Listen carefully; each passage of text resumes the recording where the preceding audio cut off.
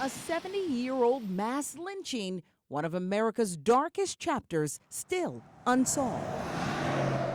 Four black sharecroppers stopped by a white mob, tied up and shot more than 60 times at close range near Moores Ford Bridge in Walton County. A 7-month-old fetus cut from one of the victims. And here we're talking about 4 human beings that were gunned down for nothing more than hate.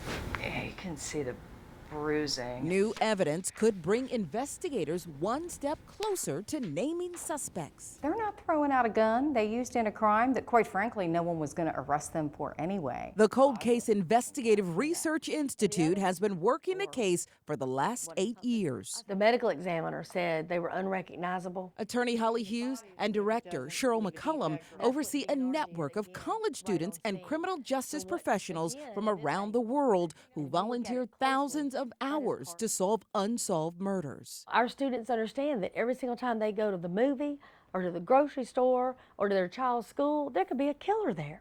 And that's not okay. They recently turned over more than 100 bullets, fragments, and casings to the FBI that students dug up at the scene. And we cleared the land so that we could teach them to do a grid search. Real victims, real lives, and a real impact for students aspiring to work in law. They're investigating high-profile cases like Natalie Holloway and Tupac Shakur. Not every case is a celebrity case or a notorious case.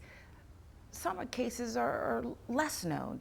What are some of your proudest moments? The ones that I love are the ones where we can get out of the box, and we're a very creative institute anyway. You know, we're always thinking outside the box. These cases are difficult to solve, but Professor Daniel Black of Clark Atlanta says it's important to keep cases like the Moores Ford lynching alive until justice is served. It's not really even about solving the crime per se.